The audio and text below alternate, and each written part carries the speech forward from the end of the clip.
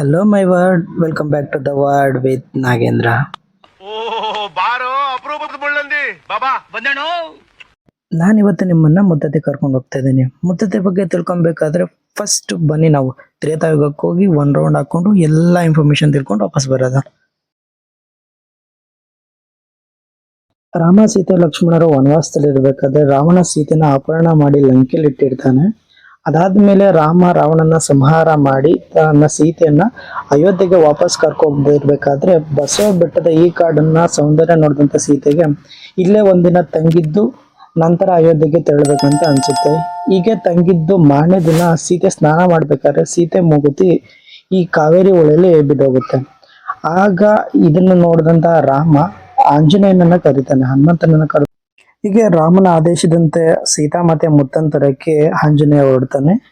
ತನ್ನ ಬಾಲವನ್ನ ಕಾವೇರಿ ಹೊಳೆಗೆ ಬಿಟ್ಟು ಅದನ್ನ ಸುರುಳಿಸುತ್ತ ಮೂಲಕ ಸೀತಾಮಾತೆಯ ಮೂಗುತಿಯ ಮುತ್ತೇನಿದೆ ಅದನ್ನ ಹನುಮಂತ ವಾಪಸ್ ತರ್ತಾರೆ. ತಂದು ಅದನ್ನ ಸೀತಾಮಾತೆ ಕೊಟ್ಟು ಆ ಸೀತಾಮಾತೆ ಪ್ರೀತಿಗೆ ಪಾತ್ರರಾದಂತಹ ಹನುಮಂತನಿಗೆ ಸೀತಾಮಾತೆ ಮುತ್ತಿತ್ತರಾಯ ಅಂತ ಹೆಸರಿಟ್ಟು ಆ ಸ್ಥಳಕ್ಕೆ ಮುತ್ತತ್ತಿ ಅನ್ನೋ ಹೆಸರು ಬರುತ್ತೆ.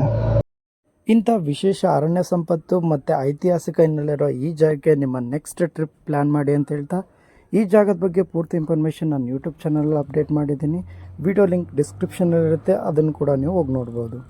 ಇಲ್ಲಿಂದನೇ ತಮಿಳ್ನಾಡಿಗೆ ನೀರು ಹೋಗೋದು. ಆ ಸೈಡ್ ನಾವೇನು ನೋಡ್ತಿದ್ದೀವಿ ಹೊಳೆಯಿಂದ ಆ ಸೈಡು ಹೊಗೆನಕಲ್ ಸೇರ್ಕೊಳ್ಳುತ್ತೆ ತಮಿಳ್ನಾಡು. ನಾವೀಗ ಈ ಕಡೆ ಇರೋದು ಕರ್ನಾಟಕ.